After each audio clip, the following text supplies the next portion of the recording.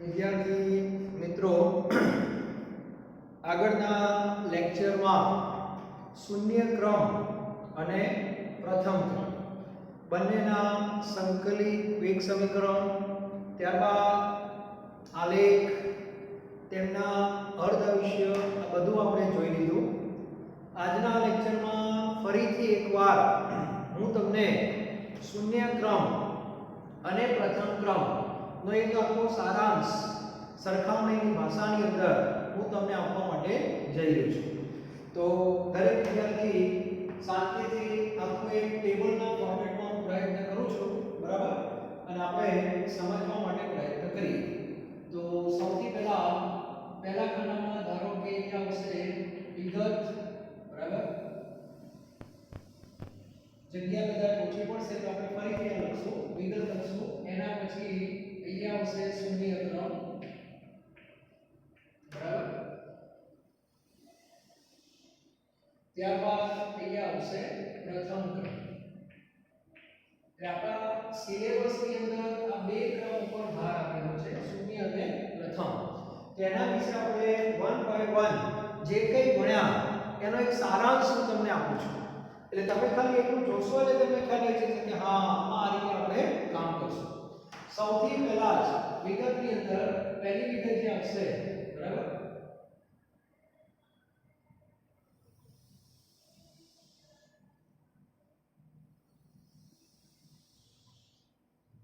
તો અહીંયા હું ક્રમ આપું છું. પહેલી વિગત આપણે લખશું વિકલનીય વેગ સમીકરણ, બરાબર છે. એટલે સૌથી પહેલી વિગત આવશે વિકલનીય વેગ સમીકરણ. તો દરેક વિદ્યાર્થીને શૂન્ય ક્રમનું વિકલનીય વેગ સમીકરણ ખબર હોવી જોઈએ. સમજવા માટે R2B પ્રક્રિયા ધ્યાનમાં રાખવાની. તો વિકલનીય વેગ સમીકરણ થશે વેગ બરાબર k થશે, બરાબર, કારણ કે r ની કેટલી ઘાત છે 0 ઘાત, એટલે r ની 0 ઘાત 1 થાય, માટે વેગ બરાબર k આવશે. ત્યારબાદ પ્રથમ ક્રમ માટે આપણે પૃથ્વી હોય તો વેગ બરાબર k, અને અહીંયા શું આવશે r આવશે. ખ્યાલ આવ્યો? તો આ રીતે સૌથી પહેલી વિગત આપણી વિકલનીય વેગ સમીકરણની રહેશે. તો દરેક વિદ્યાર્થીને શૂન્ય અને પ્રથમ એ બંનેના વેગ સમીકરણ ખબર હોવા જોઈએ. એક વિકલનીય અને બીજું સંકલનીય અથવા સંકલિત. તો આને કહેવાય વિકલનીય. ત્યારબાદ બીજી માહિતી આપું છું, સંકલિત વેગ સમીકરણ. સંકલિત વેગ સમીકરણ. ચાલો હવે શૂન્ય ક્રમમાં સંકલિત વેગ સમીકરણ આપણે લખીએ છીએ k r0 minus r upon t minus 0. 0 ના લખો તો ચાલે, પણ સમજવા માટે મેં લખેલું છે બે સમય અને બે સાંદ્રતા, આવા પદો એમાં સ્વાભાવિક રીતે હોય છે. તો આને કહેવાય શૂન્ય ક્રમનું સંકલિત વેગ સમીકરણ અથવા વેગ અચળાંકનું સમીકરણ. ત્યારબાદ પ્રથમ ક્રમ. પ્રથમ ક્રમની અંદર સંકલિત વેગ સમીકરણ આપણે બે રીતે લખી શકીએ. પહેલા 1/t, આની અંદર તમને ખબર છે ln અને log ની ભાષામાં હોય છે ln r0/r. એક આ પણ તમે લખી શકો. log ની ભાષામાં લખવું હોય તો k બરાબર 2.303/t, ત્યારબાદ log r0/r. તો આ રીતે બંને ક્રમના સમીકરણ ખબર હોવા જોઈએ. વિકલનીય વેગ સમીકરણનો કરતા વેગ હોય અને સંકલિત વેગ સમીકરણનો કરતા k હોય છે. વેગ ઉપર સંકલનની પ્રક્રિયા કરેલી છે એને સંકલિત વેગ સમીકરણ કહેવાય. આ વસ્તુ મગજમાં ક્લિયર હોવી જોઈએ. ઓકે, તો ત્યારબાદ આ જે થિયરી આપણે ભણીએ છીએ એમાં આપણે અલગ અલગ આલેખ દોરતા હોઈએ છીએ. હવે થોડીક વાત કરીએ આપણે આલેખની. તો આલેખની અંદર એવું કહે છે કે આની અંદર આપણે આલેખ કોના વિરુદ્ધ કોનો દોરીએ છીએ? તો r વિરુદ્ધ t નો આલેખ આપણે દોરીએ છીએ મોટા ભાગે થિયરીની અંદર. અને આલેખ દોર્યા પછી આલેખ ઉપરથી આપણે ઢાળ શોધીએ છીએ. તો આની અંદર ઢાળ બરાબર શું હતું? -k હતું, અને આંતરછેદ જે છે એના બરાબર હતું r0. કયા ક્રમમાં? શૂન્ય ક્રમમાં. યાદ રાખજો. ત્યાર પછી આની અંદર આપણે ચાર આલેખ દોરેલા છે એમાં અગત્યના આલેખ જે કહી શકાય બરાબર એમાં એક આલેખ હતો આપણો ln r વર્સિસ t આપણે એક આલેખ દોરેલા હતા બરાબર આ જે આલેખ તમે દોર્યો એની અંદર ઢાળ શું હોય -k હોય અને આંતરછેદ શું હોય આંતરછેદ હોય ln r 0 આ આલેખની અંદર બરાબર ત્યારબાદ આની અંદર આપણે બીજો આલેખ દોરેલો છે ln r ની જગ્યાએ log r તો આપણને ખબર હોવી જોઈએ એના વિરુદ્ધ t તો એની અંદર ઢાળ શું હતો યાદ કરો -k/2.303 બરાબર અને આંતરછેદ શું હતો આંતરછેદ હતો ln ને પણ log r 0 તો આ એક ખબર હોવી જોઈએ તો કહેવાનો અર્થ એ છે કે તમે આલેખ જે દોરો છો એ પણ આપણો ક્લિયર હોવો જોઈએ આ ત્રીજી માહિતી બરાબર તો આલેખની માહિતી પણ ક્લિયર હોવી જોઈએ એમસીક્યુ માં પૂછાય તો આવડવા જોઈએ આની અંદર હજુ બીજા બે આલેખ દોરાયેલા ln r/r0 વાળા y = mx વાળા એ પણ થિયરી યાદ રાખજો અત્યારે સરખામણીમાં હું ખાલી આ રીતે લઈ રહ્યો છું બરાબર ત્યારબાદ આપણે જે થિયરી ભણ્યા એમાં એક સમય હતો કયો સમય અર્ધ આયુષ્ય સમય તો એના વિશેની માહિતી પણ આપણી પાસે હોવી જોઈએ તેના માટેનું સૂત્રનું સૂત્ર હતું t1/2 r0/2k હતું યાદ કરો અને આની અંદર સમજવા માટે યાદ રાખવાનો મેં તમને જે ભણાવ્યું તે 30 અને 15 યાદ છે 30 15 શું છે 30 એટલે પહેલો અર્ધ આયુષ્ય અને 15 એટલે બીજો અર્ધ આયુષ્ય 100 માંથી 50 50 માંથી 25 એ રીતે આપણે સાંદ્રતા બે વાર અડધી કરેલી ત્યારબાદ આની અંદર જે સૂત્ર હતું એમાં સાંદ્રતાનું બળ આવતું નથી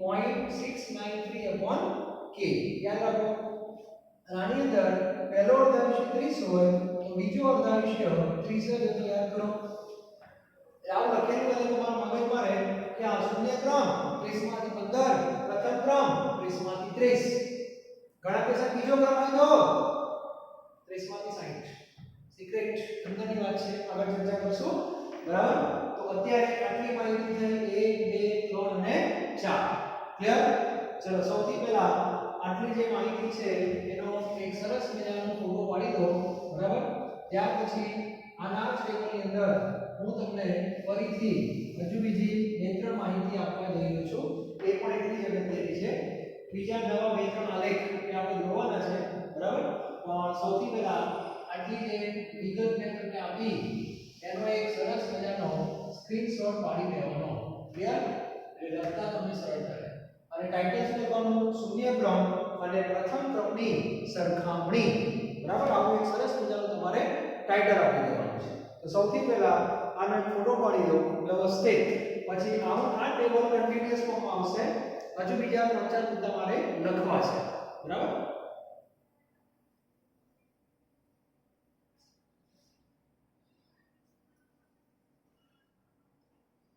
ચાલો હવે આગળ વધીએ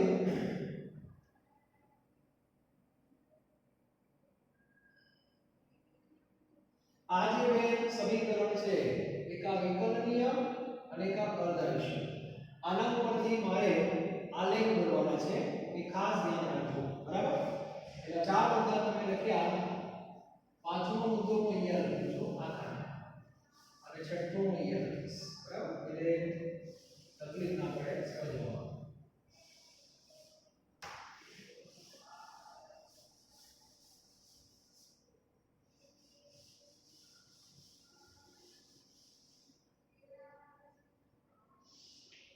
જો ધ્યાન આપજો ચાર મુદ્દા થઈ ગયા તમારે ટેબલ કન્ટિન્યુઅસ માં આવશે 5 અને 6 પાંચમો જે આલેખ દોરવા જઈ રહ્યો છું એ આના સંદર્ભમાં એક આલેખ છે મેં તમને આગળના લેક્ચરમાં વાત કરેલી કે રાસાયણિક ગતિમાં વેગ બરાબર આવું મેં તમને યાદ રાખવાનું કીધું તો વેગ બરાબર સાંદ્રતા ભાગ્યા સમય શૂન્ય ક્રમ જ્યારે આવે ત્યારે વેગને અચળ રાખવાનો હોય છે બરાબર અને સાંદ્રતાની સાથે સમયમાં શું થાય ફેરફાર થાય તો આપણે આના અલગ અલગ આલેખો બનાવવા માટે જઈ રહ્યા છીએ તો સૌથી પહેલા પાંચમા નંબરની અંદર હું એક આલેખ દોરવા માટે જઈ રહ્યો છું અને એ જે આલેખ છે એ કોના વિરુદ્ધ કોનો છે તમને કહી દઉં તો વેગ વિરુદ્ધ r નો આલેખ છે વેગ વિરુદ્ધ r એટલે સાંદ્રતા સાથે વેગમાં થતો ફેરફાર તો એ આલેખ તમને કેવો મળે તો એના માટેનું સમીકરણ તમારી સામે છે વેગ બરાબર k આવું છે વેગ બરાબર k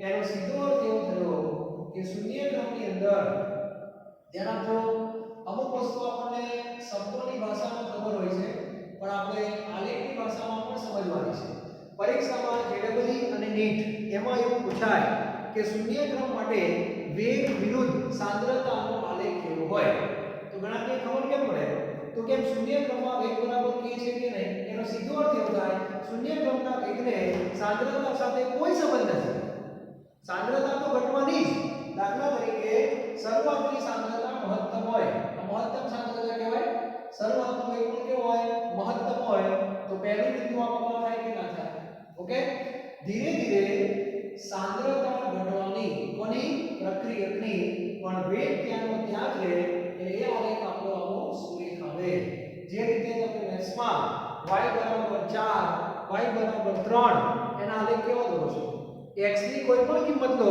તો y ની કિંમત 3 ની 3 જ હોય તો એ આલેખ x અક્ષને સમાંતર કહેવાય તો આ વેગ એટલે y કહેવાય y બરાબર k છે ક્લિયર તો આવો આલેખ કહેવાય સમજાય છે ઓકે વેગ વિરુદ્ધ આનો આલેખ પ્રથમ ક્રમમાં કેવો હશે તો પ્રથમ ક્રમની અંદર સૂત્ર તમારી સામે છે વેગ બરાબર kr અને આની અંદર વેગ એ સાંદ્રતાના સમપ્રમાણમાં છે એનો અર્થ કે સાંદ્રતા ઘટશે તો સામે વેગ પણ ઘટશે તો આનો જે આલેખ આવશે એ કોને અનુસરશે y બરાબર mx ને અનુસરે અને આને તમે જો દોરવા પ્રયત્ન કરશો તો આવું થશે y અક્ષ ઉપર કઈ રાશિ વેગ અને x અક્ષ ઉપર કઈ રાશિ લખશો આપણે r પહેલું રીડિંગ ધારો કે અહીંયા છે જેનું પહેલું રીડિંગ શરૂઆતની સાંદ્રતા મહત્તમ હોય શરૂઆતનો વેગ પણ મહત્તમ હોય હવે પ્રથમ ક્રમમાં જેમ જેમ r ઘટશે r ઘટશે તેમ તેમ વેગ પણ ઘટશે તો y બરાબર mx છે એટલે આ ઉગમ બિંદુમાંથી પસાર થાય એટલે આ રીતનો આલેખ આવે દિશા આવી જાય છે બરાબર અને આવો તમને આલેખ મળશે આ આલેખ y બરાબર mx નો છે તો ઉગમ બિંદુમાંથી પસાર થજો અને આવા આલેખમાં ઢાળ બરાબર શું હોય દરેકને ખબર હોવી જોઈએ કે ઢાળ એટલે m ઢાળ બરાબર k હોય જે ડબલ નીટમાં આવું બધું પૂછાતું હોય છે જે ટેક્સ્ટબુકમાં ડાયરેક્ટ ના હોય બરાબર એટલે મગજની અંદર આ વસ્તુ ક્લિયર હોવી જોઈએ એટલે આ બે મુદ્દા બહુ અગત્યના છે શબ્દોમાં આપણને બધી ખબર છે કે શૂન્ય ક્રમમાં વેગ બરાબર k શૂન્ય ક્રમનો વેગ અચળ હોય પણ આલેખની ભાષામાં પણ સમજવા પ્રયત્ન કરો કે એનો અર્થ એવો થાય કે શૂન્ય ક્રમના વેગને સાંદ્રતા સાથે કોઈ સંબંધ નથી એનો અર્થ એવો થયો કે સાંદ્રતા જેમ જેમ ઘટતી જાય પણ વેગ એનો અચળ રહે અને એ વસ્તુને આલેખની ભાષામાં બતાવવું હોય તો આવો આલેખ અને પ્રથમ ક્રમની અંદર એવું ના હોય પ્રથમ ક્રમમાં જેમ જેમ સાંદ્રતા ઘટે છે તેમ તેમ એનો વેગ પણ ઘટે છે કેમ પ્રથમ ક્રમમાં સમય અચળ હોય અને શૂન્ય ક્રમમાં વેગ અચળ હોય તો આ આલેખ આવો હશે બરાબર હવે વાત કરવાની છે સમયની ધ્યાન આપજો હવે હું આલેખ દોરવા જઈ રહ્યો છું અર્ધાયુષ્ય વિરુદ્ધ સાંદ્રતા પહેલો જે આપણે આલેખ દોર્યો આ બેનો આલેખ દોર્યો વેગ અને સાંદ્રતાનો આલેખ ખબર પડી હવે હું આલેખ દોરવા જઈ રહ્યો છું સાંદ્રતા વિરુદ્ધ સમય હવે આપણે આ બેનો આલેખ દોરવાનો છે ઓકે તો સૌથી પહેલા શૂન્ય ક્રમ તો શૂન્ય ક્રમનું સમીકરણ આપણી પાસે છે t1/2 r0/2k છે કે નહીં એનો સીધો અર્થ એવો થયો કે શૂન્ય ક્રમનું અર્ધાયુષ્ય સાંદ્રતા ઉપર આધારિત છે અહીંયા અર્ધાયુષ્યની ગયા આ શરૂઆતમાં સાંદ્રતા કેટલી હતી 100 એટલે મહત્તમ શરૂઆતનું અર્ધાયુષ્ય 30 એટલે બિંદુ આવે કે ના આવે ચાલો હવે ધ્યાન આપજો હવે શૂન્ય ક્રમનું અર્ધાયુષ્ય સાંદ્રતા ઉપર આધારિત છે એનો અર્થ કે સાંદ્રતા જેમ જેમ ઘટશે તેમ અર્ધાયુષ્ય પણ ઘટશે એનો અર્થ કે આલેખ આ રીતે આવશે બરાબર અને શેમાંથી પસાર થશે ઉગમ બિંદુમાંથી એટલે y બરાબર શું થઈ ગયું mx થઈ ગયું અને આ આલેખ જે છે એનો ઢાળ એટલે m ની સરખામણી કરશો તો ઢાળ આવશે તમારે 1/2k આવશે 1/2k આવશે બરાબર તો આવો આલેખ મળે અને આ બાજુ તમે આવશો તો આ બાજુ આવું થશે t1/2 0.69 એવો થાય કે પ્રથમ ક્રમનો જે સમય છે એને સાંદ્રતા સાથે કોઈ લેવા દેવા નથી, 30 ના 30 જ છે. પહેલું રીડિંગ અહીંયા પડે, પછી સાંદ્રતા ભલે ને ઘટે પણ 30 ના 30 જ આવે. એનો આલેખ આ રીતે હશે. એનો અર્થ કે બંને પરસ્પર વિરુદ્ધ છે. ધ્યાનથી જુઓ, શૂન્ય ક્રમમાં વેગવાળો અને x અક્ષની સમાંતર છે, પ્રથમ ક્રમમાં સમયવાળો સમાંતર છે. આનો અર્થ એવો થાય શૂન્ય ક્રમના વેગને r સાથે સંબંધ નથી. આનો અર્થ એવો થાય પ્રથમ ક્રમના સમયને r સાથે સંબંધ નથી. શૂન્ય ક્રમમાં વેગ અચળ, પ્રથમ ક્રમમાં સમય અચળ. શૂન્ય ક્રમમાં સમય સાંદ્રતા સાથે બદલાય, પ્રથમ ક્રમમાં વેગ સાંદ્રતા સાથે બદલાય. એટલે જ્યારે MCQ પૂછાય તો મગજમાં આ કોન્સેપ્ટ ક્લિયર હોવો જોઈએ. શૂન્ય ક્રમનો વેગ સાંદ્રતાથી સ્વતંત્ર, શૂન્ય ક્રમનો અર્ધ આયુષ્ય સાંદ્રતાના સમપ્રમાણમાં. પ્રથમ ક્રમનો વેગ સાંદ્રતાના સમપ્રમાણમાં, પ્રથમ ક્રમનો સમય સાંદ્રતાથી સ્વતંત્ર. આ બંને વસ્તુ પરસ્પર વિરોધી છે, ખબર પડવી જોઈએ. ખ્યાલ આવ્યો? એટલે આ વસ્તુ મગજની અંદર દરેક વિદ્યાર્થીએ રાખવી પડશે. બરાબર? એટલે અહીંયા હું અલગથી બે વાક્યો લખું છું એટલે ભૂલી ના જાઓ. બરાબર? પહેલું વાક્ય લખું છું શૂન્ય ક્રમ માટે. પહેલું વાક્ય લખું છું શૂન્ય ક્રમ માટે. MCQ માં આ રીતે પૂછાય છે, શૂન્ય ક્રમમાં વેગ સાંદ્રતાથી સ્વતંત્ર અને સમય એટલે અર્ધ આયુષ્ય થોડી દીધો, સમય સાંદ્રતાના સમપ્રમાણમાં. બરાબર? ત્યાર પછી બીજું વાક્ય પ્રથમ ક્રમ માટે. બીજું વાક્ય કોના માટે? પ્રથમ ક્રમ માટે. એમાં લખવાનો વેગ શું લખવાનો? સાંદ્રતાના સમપ્રમાણમાં. વેગ સાંદ્રતાના સમપ્રમાણમાં અને સમય સાંદ્રતાથી સ્વતંત્ર. આ માહિતી અગત્યની છે. એટલે બંને જે શબ્દોમાં આપણે બોલીએ છીએ એને આલેખની ભાષામાં પણ આપણને આવડવું જોઈએ. બરાબર? અને એક છેલ્લો મુદ્દો, દરેક વિદ્યાર્થી પોતાનું જે ટેબલ છે એ જ ટેબલની અંદર કન્ટિન્યુટીમાં પાંચમો અને છઠ્ઠો મુદ્દો આવશે. ક્લિયર? ચલો હવે સાતમો મુદ્દો હું અહીંયા લખું છું. ચાલો એક છેલ્લો મુદ્દો લાસ્ટ લઈએ છે, k નો એકમ. યસ, એટલે 7 ટોટલ પોઈન્ટ મારે આપવાના હતા. k નો એકમ. બરાબર છે? તો k નો એકમ શું? તો શૂન્ય ક્રમમાં વેગ બરાબર k છે કે નહીં? તો k અને વેગનો એકમ સરખો જ હોય તો શૂન્ય ક્રમની અંદર k નો એકમ આવશે આપણો મોલ, લિટર ઇન્વર્સ અને સેકન્ડ ઇન્વર્સ. અને પ્રથમ ક્રમની અંદર એકમ આવશે સેકન્ડ ઇન્વર્સ. કરાઈ ગયો? તો શૂન્ય ક્રમ અને પ્રથમ ક્રમ આની સરખામણી કરો એટલે બધું આવી જાય. તમારે જે ઉદાહરણ યાદ રાખવું એ રાખી શકાય. એક વિદ્યાર્થી એક પેજ 10 મિનિટમાં વાંચે છે, આખી ચોપડી 10 મિનિટમાં વાંચે છે. એનો અર્થ એ વિદ્યાર્થી સમયને અચળ રાખે છે. એનો અર્થ એ વાંચવાની પ્રક્રિયા પ્રથમ ક્રમને અનુસરે છે. એક વિદ્યાર્થી એક પેજ વાંચવામાં 10 મિનિટ લે છે, બે પેજ વાંચવામાં 20 મિનિટ લે છે, ત્રણ પેજ વાંચવામાં 30 મિનિટ લે છે.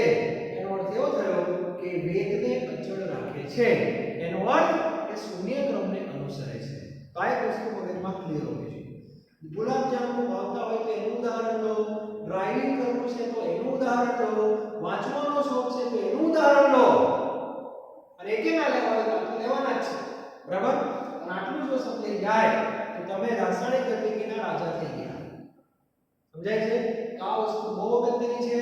શબ્દોની ભાષા પણ સમજાવવી જોઈએ, આલેખની ભાષા પણ સમજાવવી જોઈએ, સૂત્રોની ભાષા પણ સમજાવવી જોઈએ અને આવડવું જ જોઈએ. ના કેમ આવડે? આ બધી વસ્તુ તમારે મગજમાં નહીં, લોહીની અંદર ઉતારવાની છે. શેમાં? લોહીની અંદર. અને આ મુદ્દો જે છે ખાસ જીનિક માટે છે. આ મુદ્દો પાંચમો અને છઠ્ઠો મુદ્દો જે આપણી ટેક્સ્ટ બુકમાં આમ નથી આપેલો પણ કોન્સેપ્ટ છે, આ વસ્તુ છે, આવડવું જોઈએ. ઓકે? તો આજનો આ જે લેક્ચર છે એ આપણે અહીં સુધી રાખીએ છીએ. પણ આ લેક્ચર પૂરું થાય એટલે દરેક વિદ્યાર્થીને શૂન્ય અને પ્રથમ ક્રમ વિશેની માહિતી 100% પરફેક્ટ થવી જોઈએ ને જોઈએ જ. ન સમજાય તો મહેરબાની કરીને ફોન કરીને પૂછી લેજો. બાકી અહીં સુધી તો દરેકના કોન્સેપ્ટ હવે ક્લિયર થવા જોઈએ. આગળ જો ન થયા હોય તો આ છેલ્લું લેક્ચર એના માટે છે. જેને ન સમજાય કોન્ટેક્ટ કરી શકે છે. બરાબર છે? બાકી સાહેબ ખબર ના પડી એ વાતમાં કોઈ દમ રહેતું નથી. ક્લિયર? નેક્સ્ટ લેક્ચરમાં એક નવી થિયરી સાથે આપણે આગળ વધવાના છીએ. બરાબર? તો આનો એક સરસ